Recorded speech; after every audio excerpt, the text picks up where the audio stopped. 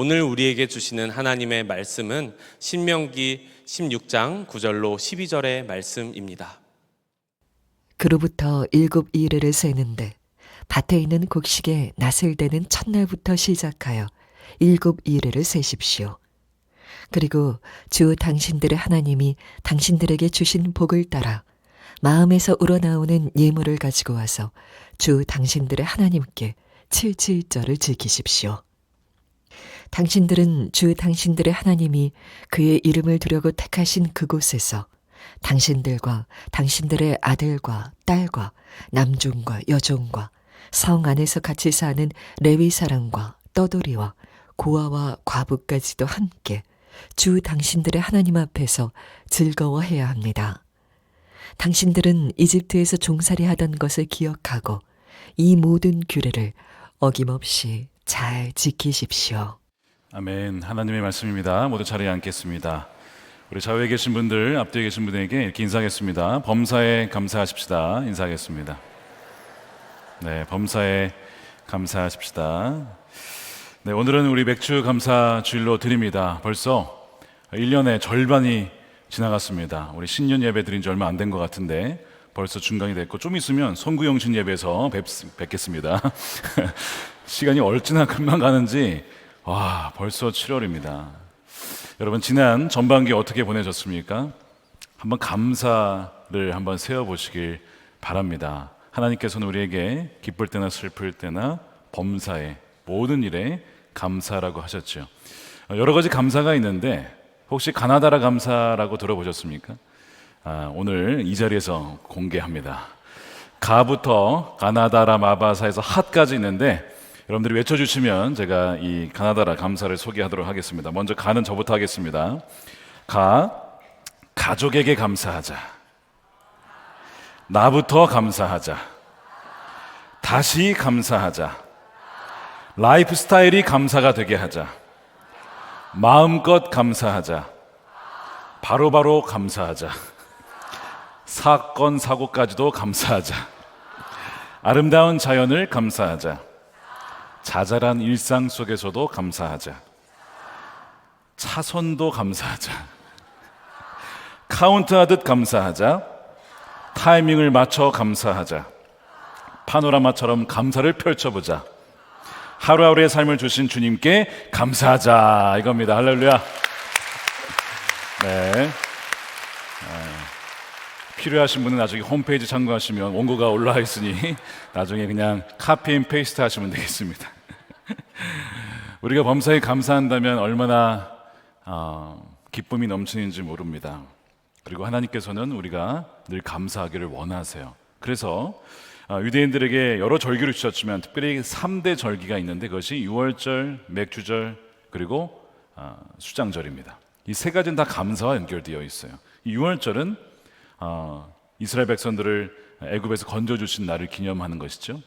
건져주신 하나님을 기억하고 감사하라. 그래서 유대인들의 달력의 첫 달은 이 유월절에 있는 아비벌에서 시작을 합니다. 그것을 기억하라는 거예요. 그리고 이제 49일이 지나서 출애굽하여서 시내산에 이르렀을 때쯤에 77절, 49일이 지났어요. 77에 49. 바로 77절을 지키라고 하면서 맥주절을 명하시는데 바로 이것은 중간 감사입니다. 과정에 감사합니다. 신뢰에 감사하고 미리 감사를 드리는 것이죠. 그래서 출애굽기에 보면 하나님께서 백성들에게 너희들이 이제 가나안 땅에 가게 되면 농사를 짓게 되어서 열매를 얻게 될 거야. 첫 열매를 구별해서 맥주절을 지키라 라고 말씀을 하세요. 그것이 출애굽기 23장 16절입니다. 너희는 너희가 애써서 밭에 씨를 뿌려서 거둔 곡식의 첫 열매로, first fruits를 얘기하죠. 첫 열매로 맥주절을 지켜야 한다. 이 맥주절의 맥이 보리맥으로 아시는 분들이 많은데 물론 번역이 그래서 그렇게 생각하실 수 있겠지만 엄밀히 말하면 이 보리가 아니고 소맥이라고 하는 밀입니다. 밀추수를 말하는 거야. 이 밀추수의 첫 열매를 드리는 것이죠. 그래서 오늘 본문에는 바로 6월절의 첫 이 낫을 댄 날 이후부터 49일을 세서 77절을 지키라. 주 당신들의 하나님께 77절을 지키십시오. 그래서 이것을 오순절에 이르러서는 신약에 이르러서는 오순절 50일째다 이렇게 표현을 해서 오순절이라고 표현했습니다. 이때 성령 강림이 임하면서 교회가 탄생을 하죠. 우리가 맥주절 때에 바로 이 헌금을 분리개척 기금으로 드리는 이유가 바로 거기에 있습니다. 그래서 맥주절, 77절, 오순절은 다 같은 이야기입니다. 굉장히 헷갈리게 되어 있지만 같은 것을 말하고 있는 거예요. 자, 이게 중간 감사고, 그 다음에 이제 수장절은 한 해의 마지막에 모든 추수를 다 모아서 하나님께 감사를 드리는 거예요. 추수에서 저장한다, 수장절 이렇게 표현을 하는 것이죠. 자, 이 세 절기를 가만히 보게 되면 하나님께서 우리에게 처음과 중간과 마지막 삶의 모든 여정 중에 감사하라고 명하신 것을 알 수가 있습니다. 하나님께서 이것을 통해 의도하신 것은 하나님께서 한 해 그리고 일생을, 우리의 인생을 시작하셨고 구원하셨다는 것, 그리고 우리의 삶의 중간 과정마다 친히 우리를 인도하신다는 것을 기억하고 한 해의 마지막과 우리의 삶을 마지막에 최종적으로 가장 선한 길로 이끄시며 마지막까지 구원을 완성하신다는 것을 계속해서 믿고 상기시키라. 그래서 이 절기를 우리에게 주신 것입니다. 그래서 여러분, 중간 감사인 이 맥주절을 지킴으로써 하나님께 믿음의 감사를 드리시는 여러분 되시길 축복합니다. 자, 특별히 오늘 이제 맥주절을 보겠는데, 오늘 10절 말씀에 보면 주 당신들의 하나님이 당신들에게 주신 복을 따라 라고 되어 있습니다. 하나님이 우리에게 주신 복이 있다는 거예요. 여러분, 우리가 가진 것은 다 받은 겁니다. 나는 태어날 때 옷 입고 태어났다, 없으실 거예요. 다 알몸으로 태어났다가, 가진 것 없이 태어났다가 다 주어진 것입니다. 하나님이 주신 거예요. 그래서 사도 바울이 이렇게 고백합니다. 고린도전서 4장 7절이죠. 그대가 가지고 있는 것 가운데서 받아서 가지지 않은 것이 무엇이 있습니까? 모두가 받은 것이라면 왜 받지 않은 것처럼 자랑합니까? 우리의 인생 자체가 선물입니다. 그리고 우리의 호흡도, 우리가 가진 재물도, 우리가 가진 재능과 달란트 모두가 하나님이 주신 것이에요. 그렇기 때문에 자랑할 것이 하나도 없죠. 다 받은 건데 뭘 자랑하겠습니까? 그러므로 우리가 자랑할 것이 아니라 하나님께 주신 것에 대해서 감사하는 마음이 있어야 된다는 거예요. 감사란 무엇이냐? 이렇게 정의를 내릴 수가 있겠습니다. 감사란 주 하나님께서 주신 은혜를 인식하고 찬양할 수 있는 영적 능력이자 선하신 하나님을 인정하는 마음이라는 거예요.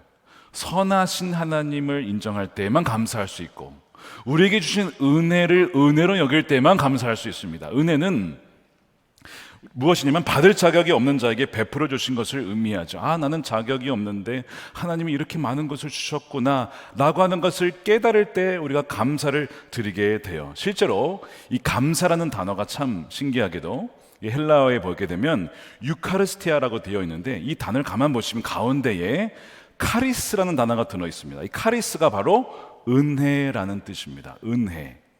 그러니까 이 감사라고 하는 것은 우리의 삶에 숨겨진 은혜, 감추어진 은혜, 자잘한 일상 속에 숨겨있는 은혜를 발견할 때만 우리는 비로소 뭐 할 수 있다? 감사할 수 있다는 거예요. 그래서 이 두 단어가 긴밀하게 연결되어 있어요. 라틴어의 감사가 그라투스라고 되어 있어요. 그라투스. 여기에서 영어에 gratitude라는 단어가 나왔죠. 감사. 그리고 똑같은 이 그라투스에서 grace라고 하는 단어가 나온 것입니다. 그래서 어원적으로 보면 감사와 은혜는 같은 뿌리에서 나온 거예요. 말씀드린 것처럼 하나님이 주신 그 은혜에 대한 마땅한 응답으로 드릴 수 있는 것이 감사라고 하는 것입니다. 우리에게 은혜를 주셔도 우리가 보지 못하면 감사할 수가 없는 것이죠. 어느 날 장미꽃이 천지를 창조하신 하나님께 원망을 했답니다. 하나님, 왜 저에게는 이렇게 많은 가시를 주셔서 저를 힘들게 하시나요? 여러분들 삶 가운데 정말 가시로 가득 찬 인생이라고 생각하는 분들이 계실지도 모르겠습니다. 그래서 이 장미꽃이 하나님께 원망을 했는데 하나님께서 대답하시기를 이렇게 얘기를 하셨대요. 나는 너에게 가시를 준 적이 없고 오히려 가시나무였던 너에게 장미를 주었어.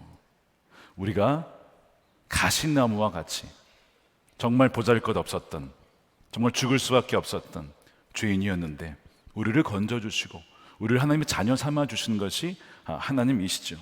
우리가 가시 중에 당연하지 않은 장미를 주신 은혜를 인식한다면 감사할 수가 있는 것이죠. 그런다 우리는요, 이 장미보다는 가시를 더 많이 보고 더 원망하고 불평하고 가지지 못한 것에 집중하는 경향이 있습니다. 누가복음 17장에 예수님께서 사마리아와 갈릴리 사이를 지나가실 때 나병 환자 10명을 우연히 만나게 됩니다. 그들이 자신이 나병 환자니까 얼마나 고통스러웠겠습니까? 왜 내 인생을 이래야 됩니까? 간절히 주님께 부르짖었을 때 긍휼이 풍성하신 주님께서 그들을 고쳐주세요. 그래서 가서 제사장들에게 너희 몸을 보여라. 그래서 그들이 그 말을 믿고 가던 중에 정말 낫게 되었습니다. 나은 것이 당연한 것은 아니죠. 야, 정말 감사하다 해야 되는데 이 10명 중에 9명은 당연하게 여기고 그냥 갔습니다. 근데 그 중에 한 명이 이런 생각을 하는 거예요. 이것이 나은 것이 당연한 것이 아닌데 정말 은혜구나. 자, 우리의 일상 속에서 숨겨진 은혜를 발견하면 뭐 하게 된다고요?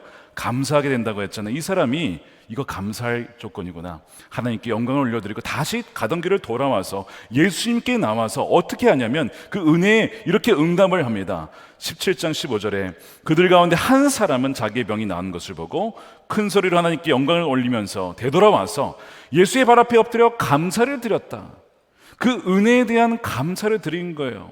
그러니까 예수님께서 그 돌아온 그 사람을 보면서 이렇게 얘기를 하는 거예요. 나은 사람이 10사람인데 왜 10%, 단 한 명만 돌아왔느냐? 나머지 9은 어디에 있느냐는 거예요. 자, 이것만 보면요, 우리에게 베풀어 주신 은혜를 발견하고 감사하는 사람의 비율이 10명 중에 1명밖에 되지 않는다는 겁니다. 과연 우리는 감사하는 사람입니까? 아니면 당연하게 여기는 사람입니까? 자, 그렇게 돌아온 그 사람에게 감사를 하자 예수님이 그에게 어떤 은혜를 더 베푸시냐면 19절이죠. 그런 다음에 그에게 말씀하셨다. 일어나 가라. 너의 믿음이 너를 구원하였다.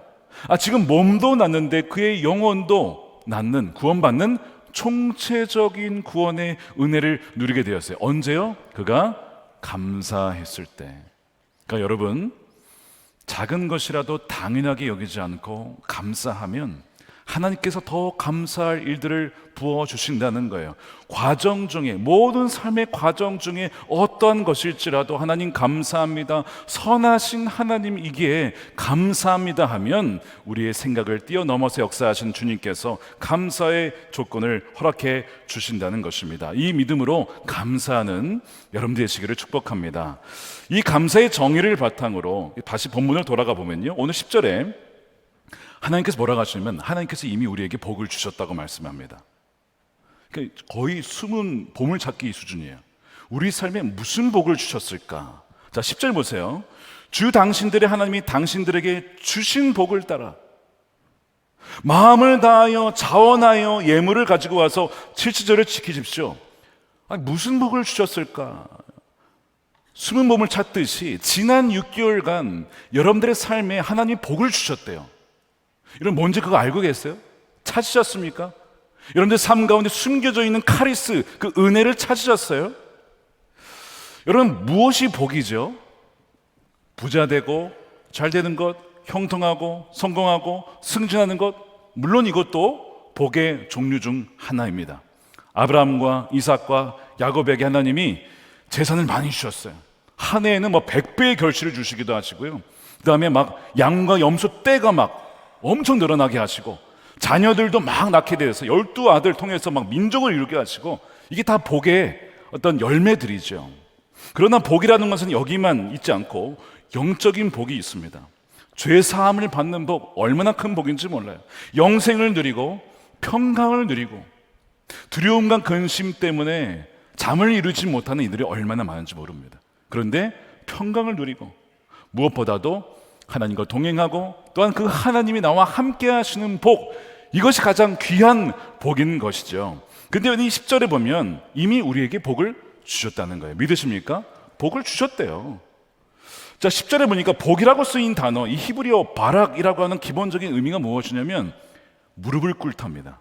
굉장히 의외죠. 복을 주다, 복에 대한 의미에서 무릎을 꿇다라는 의미가 있답니다. 그래서 복을 준다는 것은 상대방을 무릎 꿇은 상태로 만든다라는 의미가 있어요. 누구에게? 하나님께. 보통 무릎을 꿇는다는 것은 별로 좋은 의미가 아니잖아요. 그렇죠? 졌다, 실패했다, 항복할 때 이렇게 무릎을 꿇잖아요. 좋은 의미가 별로 아닌데 이상하게 성경은 복을 주다의 의미가 이 무릎을 꿇다라는 의미가 갖고 있습니다. 왜 그럴까? 누가 복받은 사람이냐면 하나님께 무릎 꿇고 경외하고 경배하는 자가 복받은 사람이라는 겁니다. 이것이 성경이 말하는 복이에요. 그래서 하나님 앞에 나아가서 무릎 꿇고 엎드려 경배하는 그 모습, 그 사람이 진정 복의 근원 되신 하나님 앞에 엎드린 자, 그리하여 또한 그 복의 근원이 되어지는 진정한 복 있는 사람이라는 뜻이 바로 이 바라게라고 하는 어원에 담겨 있는 의미입니다. 그래서 복받은 자는 단지 겉으로 봐서는 알 수가 없습니다. 그 마음의 중심과 태도를 봐야만 알 수가 있는 거예요. 자, 예를 들면 누가복음에 부자와 나사로 이야기가 나옵니다. 부자는 매일마다 호화로운 파티를 열어요. 부족함이 없습니다. 누가 봐도 복받은 사람이죠. 반면에 나사로는 거지입니다. 가진 것이 없어요. 자신의 질병도 치유할 만한 능력이 없습니다. 이러다가 죽어요. 그럼 누가 복받은 사람이에요? 당연히 부자라고 생각을 합니다. 그게 죽고 나니까 어떻게 됐어요? 부자는 지옥에 갔고 나사로는 낙원에 아브라함 품에 안겨 있습니다. 부자가 지옥이 있는 줄 몰랐다는 거예요. 자기가 이런 줄 알았다면 내가 이렇게 살지 않았을 텐데 우리 형제들에게 알려달라 이겁니다. 늦었어요. 그때 이제 더 이상 기회가 없습니다. 그러나 나사로는 천국에서 하나님 품에, 그 아브라함 품에 안겨 있는 것입니다. 여러분, 누가 복받은 자예요? 결론을 보니까 나사로입니다. 자, 그럼 나사로는 왜 그 품에 안겨 있을까요? 가난해서? 여러분, 가난하다고 천국 가는 거 아닙니다. 나사로가 가진 것은 없었지만 그의 마음의 중심에 하나님을 의지하고 하나님께 무릎을 꿇고 겸손히 의지했던 사람, 그 믿음이 있었던 사람인 것을 암시하고 있는 것이죠. 자, 그러면 이 말씀에 의하면 여러분들은 복받은 사람입니까? 여러분, 돌아보셔야 돼요. 아까 나병 환자였다가 치유받은 사마리아 여인 돌아왔죠?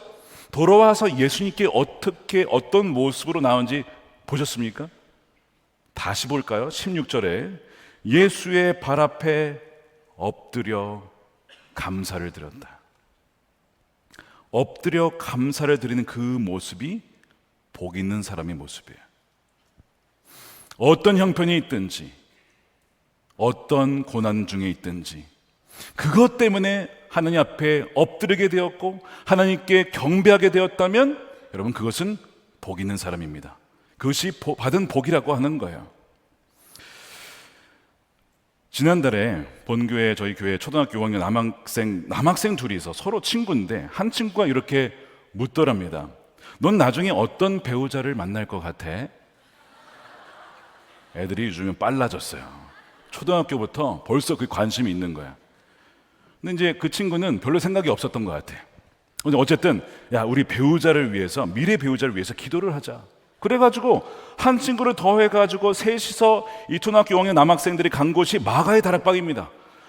그 방에 들어가가지고 거기서 또 보고 배운 건 있어가지고 말씀을 펴고 한 장씩 읽으면서 말씀 기도를 한 거 아닙니까? 그래서 배우자를 위해서 기도하고 가족을 위해서 기도하고 자신들의 미래의 비전을 위해서 기도를 하면서 그렇게 있었는데 마가 다락방을 지키는 권사님이 계세요. 지키는 권사님이 계세요. 애들이 와서 그러고 놀고 있으니까 너희들 문 열더니 너 여기서 놀면 안 돼! 혼냈어요. 그러니까 애들이 저 여기서 노는 거 아니에요. 저희 기도하고 있는 거예요. 배우자를 위해서 기도하고 있는 거예요. 뭐 이런 얘기를 하니까 그 권사님 순간 성령의 감동이 확 임하면서 용돈 10,000원씩 줬다는 거 아닙니까? 여러분, 기도하면 용돈도 이게 결론이 아니고요. 제가 왜 이렇게 자세히 아냐? 그 셋 중에 한 명이 저희 집에 삽니다. 저는 사실 이 사실을 알고 있었지만 용돈 받는 줄은 몰랐습니다. 저한테 얘기를 안 했거든요. 용돈 받았다는 얘기를. 뭐 어찌됐든 결론이 그게 아니라 아이들이 무릎을 꿇었다는데 초점이 있는 거예요. 내 인생에 대해서, 미래에 대해서, 미래의 배우자에 대해서 내가 택하고 내가 골라서 내가 잘하면 내 인생을 좌지우지할 수 있다는 생각이 아니고 하나님 앞에 무릎 꿇고 나의 인생을 인도해 달라고 그렇게 마음을 먹고 주 앞에 기도의 자리로 나아가야 하신 것, 바로 그 상태가 복 있는 사람인 것이죠. 저는 단지 이 아이들만이 아니고요, 지금 우리 교회의 다음 세대에 바로 그런 놀라운 부흥의 역사들이 일어나고 있는 줄로 믿습니다. 크고 작은 그런 에피소드들이 있어요. 제가 다 설명할 수는 없지만 지난주에 우리 신한다 목사님께서 이야기를 하시면서 자기는 솔직히 너무 다음 세대가 암울해서 믿지 못했다는 거예요. 그런데 그 이야기를 듣고 회개했다는 거예요. 하나님, 제가 믿지 못했습니다. 하나님, 제가 회개합니다. 뭐죠? 첫 열매, 작은 거잖아요. 그 작은 열매를 보고 그 미래에 하나님께서 풍성한 열매를 주실 것을 믿지 못했던 자기의 연약함을 회개하는 그 이야기를 하셨어요. 사랑하는 여러분, 작은 것, 우리의 삶의 일상에, 자잘한 일상 속에 보여지는 카리스, 은혜를 발견하면 감사할 수 있고, 하나님께서 그 감사를 받으시고 정말 수장전에 풍성한 완전한 열매를 여러분들의 삶 가운데 주게 될 줄로 믿습니다. 우리가 그 믿음으로 감사해야 된다는 거예요. 자, 이 복받은 자는 주께 무릎 꿇은 자다. 나는 이것을 바탕으로 여러분들이 6개월을 지난 전반기를 한번 돌아보시길 바랍니다. 어떤 분은요, 부동산과 주식이나 여러 가지 투자를 잘 하셔서 재정적으로 넉넉하게 되신 분이 계실 거예요. 자, 그래서 하나님께 더 나아가게 되고 무릎 꿇게 되셨습니까? 더 사랑하게 되셨습니까? 그래서 더 이웃을 내 몸과 같이 사랑하며 나누게 되셨습니까? 그렇다고 한다면 정말 복받은 분이십니다. 그런데 그 재산 때문에, 부유해졌기 때문에 하나님과 멀어지셨습니까? 물론 우리 교회에 그런 분이 없으리라 생각은 하지만 돈이 더 많아졌기 때문에 주님을 의지하지 않게 되고 예배도 형식적으로 드리게 되었다면 여러분, 그건 복이 아니죠. 그럼 복이 될 수가 없습니다. 더 나쁘게 말하면 저주가 될 수도 있어요. 어떤 분은 승진하신 분이 계실 거예요. 축하드립니다. 그리고 영향력 있는 자리로 옮겨가신 분도 계실 거예요. 역시 축하를 드립니다. 하나님의 복받은 자이죠. 그래서 하나님께 더 무릎 꿇으셨습니까? 더 하나님을 사랑하게 되었고 경배하게 되었습니까? 그 영향력을 가지고 선하게 다른 이들, 어렵고 소외되고 또한 힘이 없는 자들을 위해서 소리를 내어주며 그들의 편을 들어주셨습니까? 정말 복받으신 분이에요.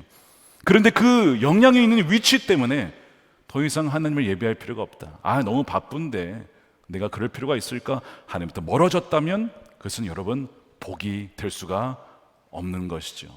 반대로 지난 전반기에 큰 재정의 손실을 입고 정말 삶의 낮은 자리에 처하신 분들도 계실 거예요. 교구 목사님들부터 매주마다 보고서를 받을 때에, 목사님, 이런 우리 성도님 중에 이런 분이 계십니다. 목사님 함께 기도해 주세요. 딱 보니까 정말 이거는 어떻게 이런 일이 일어났나 싶을 정도로 어려운 일을 당하신 분이 계세요. 큰 재정의 손실을 입고 도무지 감사할 수 없고 정말 원망으로만 가득 찰 수 있는 그 인생, 그런 상황에 계신 분이 계셨습니다. 근데 그분이 일기를 쓰셨는데요, 사람을 원망하지 않습니다. 사람 탓하지 않습니다. 돈 의지하지 않겠습니다. 원망하지 않는 마음 주셔서 감사합니다. 이것 때문에 더 기도하게 해주셔서 감사합니다. 이런 감사 기도를 하시는 그 내용을 제가 보고 너무 감사했어요. 저 같아도 그렇게 하면 못할 것 같더라고요. 그런데 어떻게 이분은 그렇게 감사할 수 있을까? 과정의 감사인 것 같아요. 아직 끝난 게 아니니까. 여전히 주님은 함께 하시고 지금 과정 중에 어려움은 있지만, 그러나 이 어려움을 통해서 오히려 정말 삶의 주인이 누구이냐, 돈이 아니라 하나님 것을 알게 되었으니, 그래서 무릎 꿇게 되었으니 얼마나 감사한 일인가, 그것을 깨달았기 때문에, 숨겨진 그 은혜를 발견했기 때문에 감사할 수 있었던 것이죠. 여러분, 우리의 삶이 어떤 형편 중에 있든지 더 중요한 것은 그 위치야 어떤 형편이 중요한 것이 아니라 그것 때문에 하나님께 나오게 되고 그것 때문에 무릎 꿇게 되었다면요, 성경 뭐라고 해요? 그것이 복 받은 것이라는 것입니다. 그러니까 지난 전반기를 돌아봤을 때 여러분, 복 받으셨습니까? 아멘이죠. 복 받은 것입니다. 그렇기 때문에 그 복 주신 하나님께 우리는 오늘 감사할 수가 있는 것입니다. 과정의 감사, 중간의 감사로 하나님께 영광 드리는 여러분들의 시기를 축복합니다. 그러나 이 성경은 한 걸음 더 나아갑니다. 하나님께서는 이 맥주절의 감사가 우리만으로 그치지 않고 이웃에게 주변으로 퍼져나가야 한다고 말씀을 하면서 11절에 이렇게 말씀합니다. 중간부터 읽겠습니다. 당신들과 당신들의 아들과 딸과, 가족을 말하죠. 남종과 여종과 동역자를 말합니다. 성 안에서 같이 사는 레위 사람들, 지금은 말하면 전임 사역자를 말하죠. 그리고 떠돌이와 과부와 고아까지도 함께, 오늘날 사람들로부터 소외받은 사회적 약자들과 어떻게 해요? 함께 하나님 앞에서 즐거워해야 합니다. 예배할 수 있어야 됩니다. 여러분들의 그 감사의 은혜와 복을 그들과 함께 나눌 수 있어야 합니다. 라고 나가고 있어요. 감사는 퍼져나가야 돼요. 나만의 감사로 그쳐서는 안 됩니다. 주위로 계속 퍼져나가야 된다는 것입니다. 그러면서 그 사회적 약자를 배제하지 말라라고 하시는 그 근거 중에 무슨 얘기를 하시냐면 12절입니다. 너희들이 그렇게 약자였기 때문이다. 그것을 기억하라는 거예요. 12절이죠. 당신들은 이집트에서 종살이하던 것을 기억하고. 왜 우리가 그들을 도와야 돼요? 내 삶도 바쁘고 할 일도 많은데. 다윗아, 너가 종살이했던 때를 기억해라. 너가 과거에 어떻게 살았는지를 기억해. 개구리 올챙이적 잊으면 안 된다. 여러분, 지금이 어떠하시든지 과거에 돌아보십시오. 주님께서는 과거에 너희가 죄에 종살이하던 때를 기억하고 중독에 얽매여 있었던, 그러나 이제는 하나님의 은혜로 자유함을 입고 구원받았던 것을 기억하면서 지금 여전히 너희의 과거와 같이 종살이하며 어렵게 살아가는, 힘들게 살아가는 이들이 있다면 그들을 당연히 도와주고 그들의 기쁨에 참여할 수 있도록 해줘야 한다고 말씀을 하는 거예요. 소나목자교회도 마찬가지입니다. 처음부터 대형교회가 아니었어요. 길동에 상가교회로 개척해서 목사님과 장로님, 정말 소수의 분들이 헌신해서 시작한 교회입니다. 그러다가 대치동의 지하교회, 정말 말 그대로 지하교회에서 목회를 하시다가 나중에 이제 강당을 빌려서 계속 떠돌아다니는 거예요.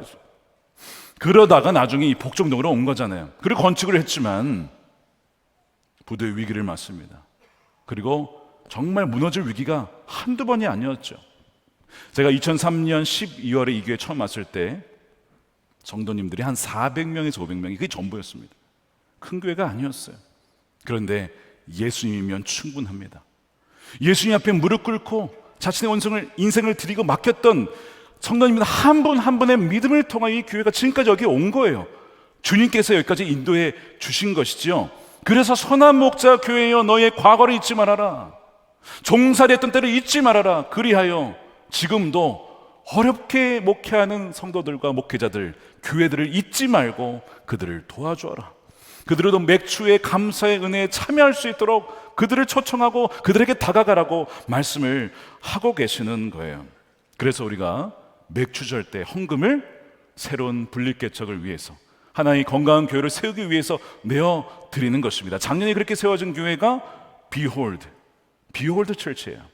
그것이 개척이 되어서 1년이 안 됐는데 부흥이 되어서 지금 이제 미금역으로 이사해서 새로운 성전으로 이사를 했습니다. 거기에서 이제 예배를 드리고 8월 말에는 이제 입당 예배를 드립니다. 너무나 귀한 놀라운 역사들이 있었던 거예요. 하나님께서는 선한 목자교회만 잘 되는 것을 바라는 것이 아니라 개척교회, 미자립교회는 미래에 자립할 교회, 그래서 그들이 자립할 수 있도록 도와주는 데 마음을 쓰고 계시는 거예요. 자, 오늘 분명히 11절에 나는 또돌이와 고아와 과부와 너희의 가운데 객되었던 사람들, 나그네 되었던 사람들에 대한 마음을 쓰고 있다라고 말씀하고 계시잖아요. 지난주에 복음과 도시라고 하는 목회자 네트워크 모임의 이사 수련회에 다녔습니다. 거기 한 목사님을 만났어요. 목회를 하다가 실패하신 분이에요. 그러다 지금 참 어렵게 목회를 하시는 분인데 이런 얘기를 하시는 거예요. 목사님, 유튜브와 홈페이지에 검색되지 않는 교회는 사실상 존재하지 않는 교회처럼 느껴집니다. 그런 얘기를 하시는 거예요. 분명히 있는 교회인데 작은 교회들은 검색조차 되지 않아서 일반 사람들이 보기에 마치 존재하지 않는 것처럼 본다는 겁니다. 그래서 소외된다는 거예요. 제가 그 얘기를 들으면서 공감을 했어요. 왜요? 저도 작은 교회를 섬겨봤기 때문에. 그 작은 교회를 섬긴다는 것이 얼마나 어렵고 고독하고 외로운 일인지를 알기 때문에 그분의 마음을 이해할 수가 있었습니다. 그래서 누군가가 도와달라고 하면 남의 일 같지가 않아요. 저의 예전에 힘들었을 때에, 어려웠을 때의 생각이 나기 때문에 요청을 하면 도와주고 싶은 마음이 있는 거예요. 지난 한 주에 참 우리 장로님께서 귀한 결정을 내려주셨어요. 호남 선교연회에 낙도라고 하는 섬입니다. 거기에 이제 교회들이 있는데 참 어려운 교회들이죠. 섬이니까 이제 인구도 점점 줄고 있고 어르신들만 주로 사는데 거기에 있는 교회들이 얼마 없어요. 이제 거기 계시는 목회자들도 점점 떠나가고, 그 어렵게 거기에 떠나지 않고 목회하시는 분들이 계시는데 그 교회를 돕기 위해 우리의 재정을 흘려보내기로 했습니다. 꽤 많은 금액을 보내기로 했어요. 수혜를 당해도요, 예산이 없어서 고칠 수가 없습니다. 다 망가진 채로 그냥 살아갑니다. 그런 교회를 돕는 것이 마땅히 우리가 맥주 감사절에 마땅히 이웃과 함께 기뻐할 수 있는 방법인 줄로 믿습니다. 또한 다음 주에 7월 14일이 어떤 날인지 아세요? 통일부가 정한 북한 이탈 주민의 날입니다. 매년 드리게 되는데 매년 이날로 공교롭게도 이 맥주 감사주의가 붙어 있어요. 그러니까 우리의 그 감사를 마치 통일민들과 함께 나누려고 하나님이 정해주신 날 같습니다. 여러분, 통일민들이 한국에 와서 얼마나 고통스럽게 힘겹게 살아간지 아십니까? 사실 우리가 한 민족이라고 하지만요, 죄송하지만 대한민국 사람들이 있어서 통일민들은 약간 거리감이 느껴지는 게 사실이에요. 많은 분들이 좀 거리감을 느끼고 서로가 어색합니다. 그런데 교회가 그분들을 품지 못하면 여러분, 누가 품겠습니까? 지금 만약에 통일이 됐다가 칩시다. 우리가 북한을 품을 수 있을까요? 아니, 교회에서 품지 못한다면 나라가 품을 수 있다고요? 못 품습니다. 그냥 거기에 살라라고 하겠죠. 내려오지 말라고 하겠죠. 지금 이 상황이에요. 통일이 되어도 이것이 문제입니다. 그러니 하나님께서 우리에게 교회가 먼저 통일민들을 품어라, 그들과 함께 기뻐하라라고 말씀을 하는 거예요. 그래서 다음 주에 이 통일민들과 간담회가 있어요. 그분들의 이야기를 듣고 어떤 고충이 있는지를 듣고 우리가 도울 수 있는 것이 무엇인지, 가장 필요한 것이 뭘까요? 재정보다 더 중요한 것이 함께하는 것입니다. 우리가 함께합니다. 함께 여러분들을 지지하고 여러분들을 위해서 기도하고 그 함께하는 것을 가장 원하는 것이죠. 오늘 말씀이 그러잖아요. 고아와 과부와 함께, 위드라고 하는 것, 가장 이 통일민들이 지금 필요로 하는 것이 바로 우리와 함께하는 그 함께함을 원한다는 것입니다. 사랑하는 여러분, 맥주 감사 주일을 맞이해서 모든 과정 속에서 하나님이 숨겨진 은혜를 발견하고 감사하는 여러분들이 되시기를 축복합니다. 하나님께서 이미 주신 복이 있어요. 그리고 어떤 형편을 전반기에 보내오셨든지 그것 때문에 무릎 꿇게 되었고 하나님께 더 나아오게 되었다면 정말 그것이 복을 받은 사람의 모습인 줄로 믿습니다. 그리고 그 은혜를, 그 감사를 우리의 이웃들과 나누었으면 좋겠습니다. 우리가 오늘 이제 성찬을 받을 텐데, 여러분, 성찬이 무엇입니까? 기억하는 거예요.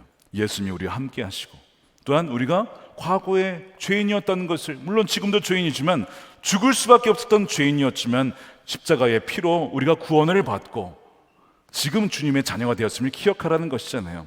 그래서 우리가 오늘 성찬을 받을 때에 이것이 감사의 잔입니다. 주님께서 성찬하실 때 주님, 아버지 감사합니다, 이것을 우리에게 허락해 주시니 감사합니다, 감사 기도를 드리면서 성찬을 하셨거든요. 우리가 오늘 기도할 때에 하나님, 저의 인생을 여기까지 인도해 주셔서 감사합니다. 앞으로의 남은 인생도 올해 하반기도 하나님께 무릎 꿇은 복받은 자가 되어서 풍성한 열매를 거두게 하여 주시옵소서. 시작에도 감사, 중간에도 감사, 마지막에도 감사, 범사에 감사의 예배를 드리는 우리의 삶이 되도록 우리를 인도해 달라고 우리 함께 기도하시면서 우리 성찬을 받도록 하겠습니다. 기도하겠습니다.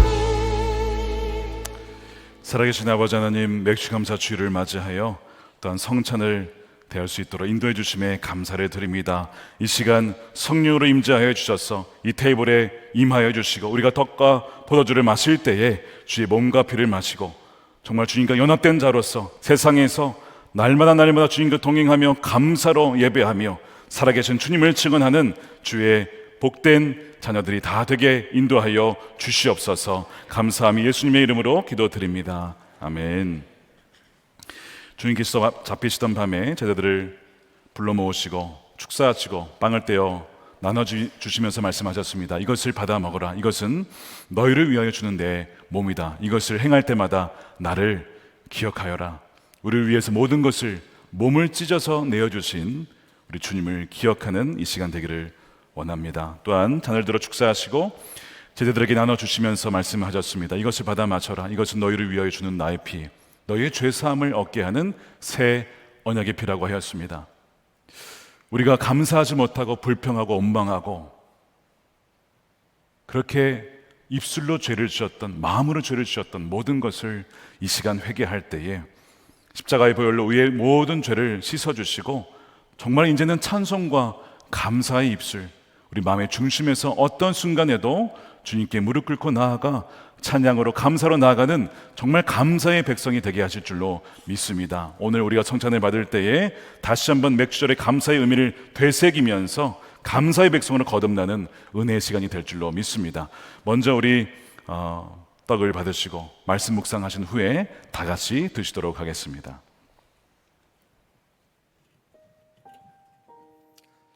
나는 하늘에서 내려온 살아있는 떡이니 사람이 이 떡을 먹으면 영생하리라. 내가 줄 떡은 곧 세상의 생명을 위한 내 살이니라 하시니라. 우리가 축복하는 바 축복의 잔은 그리스도의 피에 참여함이 아니며 우리가 떼는 떡은 그리스도의 몸에 참여함이 아니냐. 떡이 하나요 많은 우리가 한 몸이니 이는 우리가 다 한 떡에 참여함이라. 친히 나무에 달려 그 몸으로 우리 죄를 담당하셨으니 이는 우리로 죄에 대하여 죽고 의에 대하여 살게 하려 하심이라. 그가 채찍에 맞음으로 너희는 나음을 얻었나니. 사랑하는 자들아, 우리가 서로 사랑하자. 사랑은 하나님께 속한 것이니 사랑하는 자마다 하나님으로부터 나서 하나님을 알고 사랑하지 아니하는 자는 하나님을 알지 못하나니 이는 하나님은 사랑이심이라. 여러분을 위해 주신 우리 주 예수 그리스도의 몸이 여러분을 영생에 이르도록 보호해 주십니다. 그리스도께서 여러분을 위해 죽으셨음을 기억하면서 믿음과 감사로 이 떡을 받으시기 바랍니다. 이것은 저와 여러분 위해 주시는 주님의 몸입니다. 아멘. 우리 잔을 받으시고 말씀 묵상 후에 다 같이 드시겠습니다. 만일 우리가 죄가 없다고 말하면 스스로 속이고 또 진리가 우리 속에 있지 아니할 것이요 만일 우리가 우리 죄를 자백하면 그는 미쁘시고 의로우사 우리 죄를 사하시며 우리를 모든 불의에서 깨끗하게 하실 것이요. 나의 자녀들아, 내가 이것을 너희에게 쓰면 너희로 죄를 범하지 않게 하려 함이라. 만일 누가 죄를 범하여도 아버지 앞에서 우리에게 대언자가 있으니 곧 의로우신 예수 그리스도시라. 그는 우리 죄를 위한 화목 제물이니 우리만 위할 뿐 아니요 온 세상의 죄를 위하심이라. 수고하고 무거운 짐진 자들아, 다 내게로 오라. 내가 너희를 쉬게 하리라. 하나님이 세상을 이처럼 사랑하사 독생자를 주셨으니 이는 그를 믿는 자마다 멸망하지 않고 영생을 얻게 하려 하심이라. 여러분을 위해 흘리신 우리 주 예수 그리스도의 피가 여러분을 영생에 이르도록 보호해 주십니다. 그리스도께서 여러분을 위해 흘리신 피를 기억하면서 믿음과 감사로 이 잔을 받으시기 바랍니다. 이것은 저와 여러분이 주시는 주님의 피입니다. 아멘.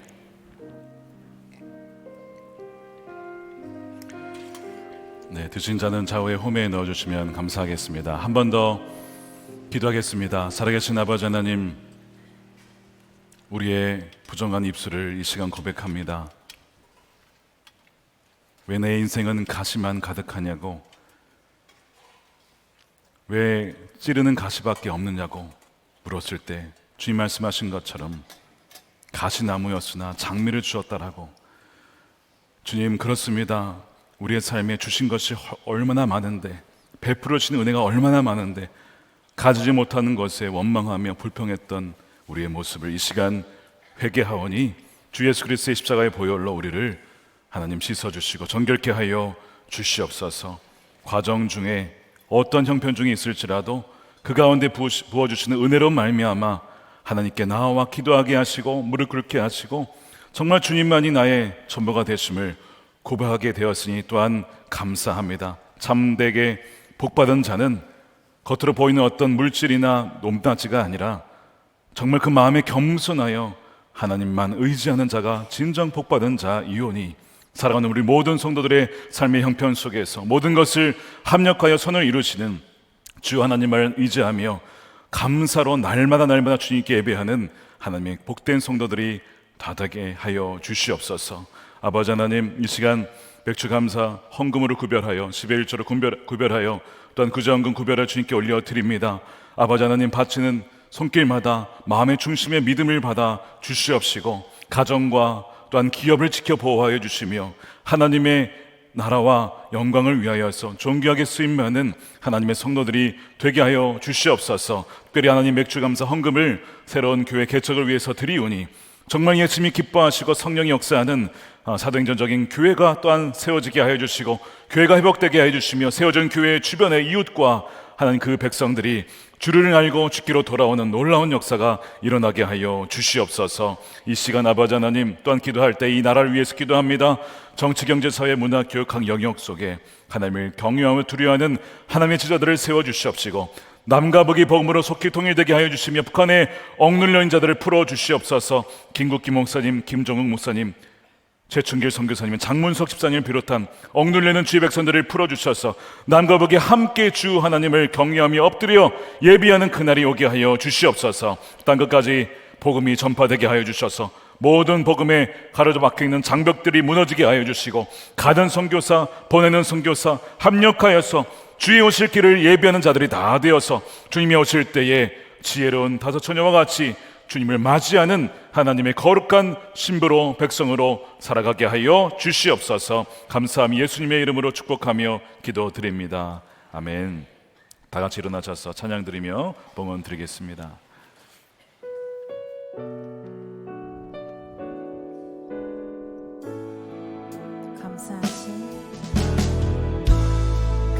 감사하신 하나님,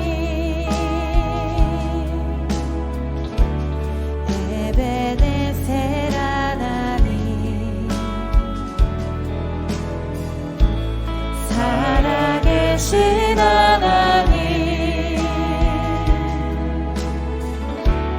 에베네셀 하나님, 여기까지 인도하셨네. 감사하신 하나님, 여기까지 인도하셨네.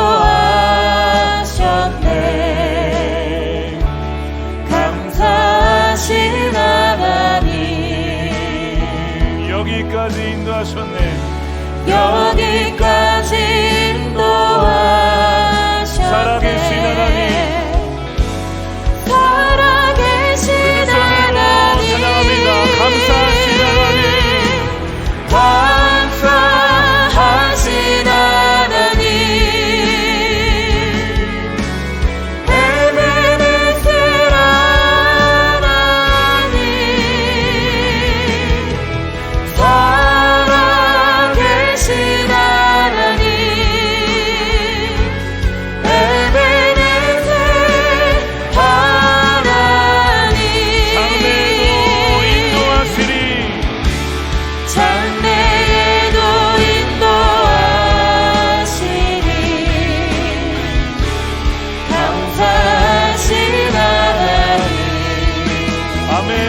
장래도 인도하십니다.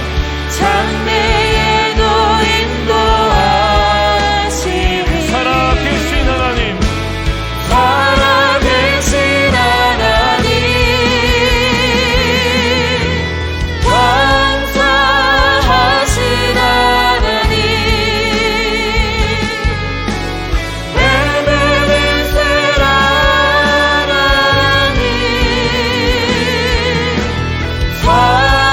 살아계신 하나님, 에베네셀 하나님. 축도하겠습니다. 우리의 소난 목자 되어 주셔서 우리를 인도하시는 예수 그리스도의 크신 은혜와 하나님 아버지의 풍성하신 사랑하심과 우리를 그와 같이 버려두지 아니하시고 늘 함께 하시는 성령님의 감화감동 내주하심이 맥주 감사주일을 맞이하여 어떠한 과정 중에도 감사의 예배를 드리기로 결단하는 사랑하는 우리 모든 성도들의 머리 위에 저들의 가정과 일터와 사랑한 자녀들 다음 세대 이 교회와 이 나라 민족 가운데 영원히 함께 하시기를 간절히 축원하옵나이다. 아멘.